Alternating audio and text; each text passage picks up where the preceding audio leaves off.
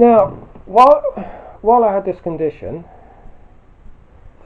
I noticed and could feel. Right, I can't be too precise and say who. Yeah. But I remember standing, and there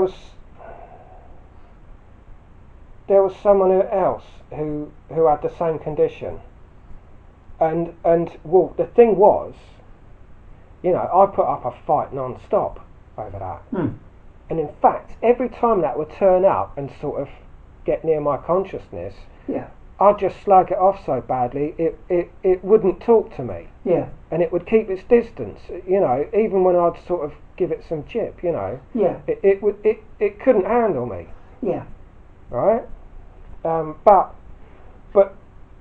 But when I'm trying to take this question to is, I experienced or noticed and recognised that the one that had taken me over was talking to the one that had taken someone else over. And as well as that, there was differences. Subtle differences. I mean, really, they all sort of work from the same approach and tactics, but just very, very, very subtle, slight variation. Now, as I say, I saw them. I knew that they were communicating because I could feel it. Now, at the same time, and I'm going to watch my words with this. I had an encounter with someone that was trying to kill me, and they were taken over. But you know what? They were going to kill me no matter what. I mean, you would think the thing that had taken him over was saying, "Oh, we'd best leave this one because he's already taken over," sort of thing. But no. No, I think that's down to different types and levels, because you mentioned in an earlier answer, you mentioned one about spilling of blood. And that. But also, there's more to it than that. These creatures from the bottomless pit, they despise mankind, and they see the destruction of mankind as a triumph.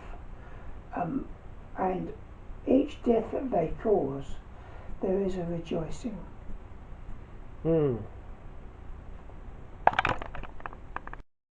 Right, so when I had this condition, I fell out with a mate from school because he did something I didn't approve of, right? And so for a couple of months, people that knew us both were coming round to kind of butter me up, so to speak, talk me round and going, "Oh, you two are mates for ages, just don't worry about it, forget it." And it's been a couple of months later, and these two lads I knew, they came round and said, "Look, matey boy's got some LSD and some pot, so why don't we go out Friday night, we'll take some acid, we'll drop some acid and we'll smoke some pot." So I said, "Oh, alright then, yeah." And so we was tripping, as they call it, and smoking some pot, and he tricked me into licking a slug, and that's a death sentence, right? So 2 weeks later, I'm getting really ill, and I'm concerned. So, and this is while I had the condition I might add. So I went to see a GP, right? And this GP, I say to him, "Oh, I was tricked into licking a slug." And he said, "Oh, you're going to die."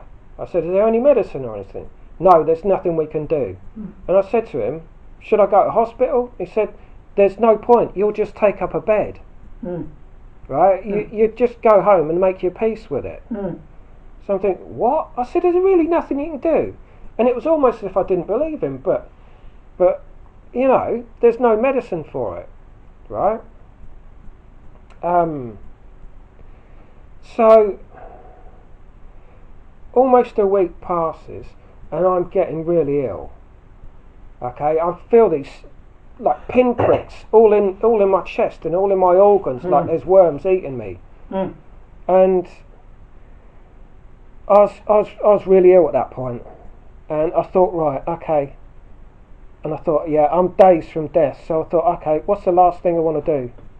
And I just thought, okay, well, I just want to walk into town in the beautiful sunshine again, just one last time. And it took me an hour to do about a 15-20 minute walk, about a 15-minute walk, just to walk to town across the field, you know. Yeah. So I walked to town. I got to the bus station, and I saw the so-called mate who poisoned me, and I was dying, standing against a wall by Sainsbury's in the bus station. And I'm walking really slowly up to him, and I said, "You've poisoned me, Dave. I'm dying." Yeah. And he said, "Good. I'm glad you're dying. And he called me a C word. Right? So I walk off. Next day, there's two people come round to check on me. Yeah. Nathan and Claire. And they came round, and I was sent straight up to my bedroom, and I'm in bed, and they're there, and they came round to check that I was dying and say goodbye to me. Yeah. Right? That's so awful. So awful, these people. So I fell asleep, right? And I was in bed the whole time, shivering, sweating. Yeah. You know, I couldn't eat. Yeah. Just a little bit of water here and there. Yeah. But anyway, so I fell asleep, and when I woke up, I had the knowledge that a spirit that knew me, family, friends, had come to me and had shouted his head off at me, that I had to remember this when I woke up. Yeah. You've got to go and do this or you'll die. Yeah. Right? So it was do this one thing. So I woke up and I can remember, and I'm thinking, oh, well, you know, I'd better go and do it then. Yeah. And it was to put this certain stuff, put 3 different things in a drink, right? And it showed me, right, pictures of the kitchen and where the things were. Where this thing, where that thing and that thing was. In the kitchen. It said, you've got to go and put all this in half a cup of water and sit up straight and down it. So it goes straight down into your stomach. If that doesn't kill you, you'll live. Right? So the next day, I'm in the kitchen. I've got these 3 things there and half a cup of water. And I had a moment of doubt. I thought, what the bloody hell am I doing? I'm dead. I'm dead. I'm dying. He's killed me. And he's got away with it as well. And I thought, and there's all this stupid stuff. What am I doing? I was in a dream. And I thought, no. Someone came to me and told me something. I'm going to do it. So I put this mixture of this 3 stuff in a drink, and I drank it. And that's how I'm still here. Okay, well, my reply to that is perhaps from a different level, but people often say, why does God allow such awful criminal things to happen on this earth? The wickedness that's done to some people. Why does God allow it?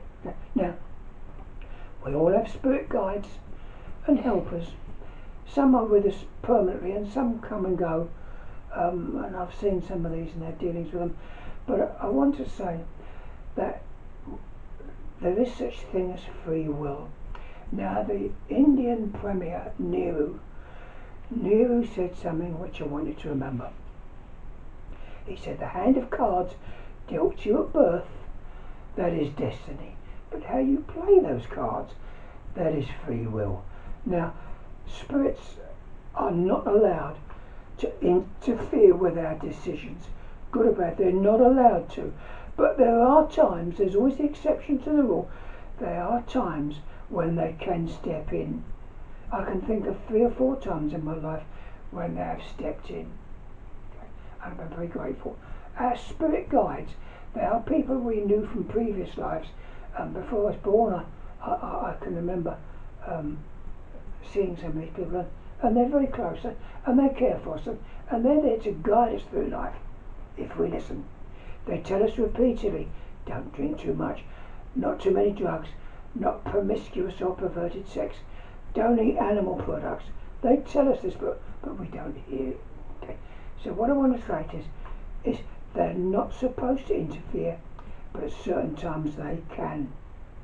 I can remember when I was 5 years old, I was standing at a cliff looking down and thinking, my God, look at, and then a sudden gust of wind caught me. I was a small boy, no weight to me at all, and I was absolutely petrified for a moment, but for some reason I was lifted back and thrown on the ground some feet back. I thought, how on earth did that happen? I was in the air 1 minute, falling down a cliff, and then I'm back. Absolutely incredible. My spirit guides did that for me. I can think of several cases. You have to be alert to these things. There are people who talk about these things who have not studied it, who have no knowledge. And there are other people, like myself, for all my faults, I remember before I was born. And I remember why I've come here. And I remember what I'm meant to do. Many people don't.